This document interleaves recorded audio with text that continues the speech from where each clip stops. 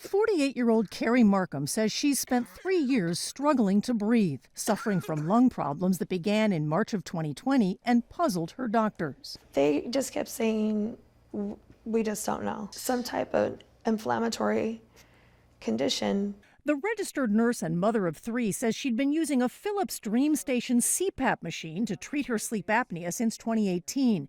Then in June of 2021, she says she saw on Facebook that machines like hers had been recalled due to sound abatement foam used inside that could degrade. Philips' recall said potential risks included toxic and carcinogenic effects, asthma, and inflammatory response. I was like flabbergasted. So at that point, you hadn't gotten any notification? Absolutely not.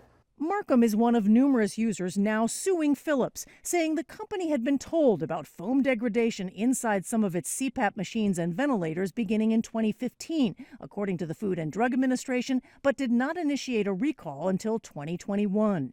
2 years later, some patients on social media complain they still have not gotten a replacement machine from Philips. I think this recall shows us how bad things can go when we don't get it right. Dr. Vinay Rathi studies medical device regulation.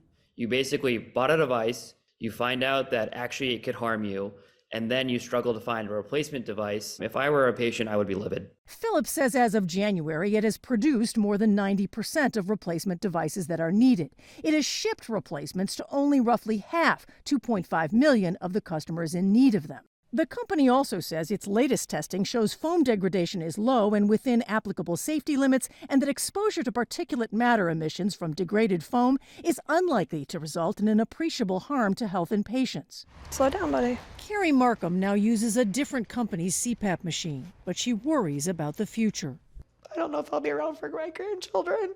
Philips told us it can't comment on pending litigation, including Markham's lawsuit.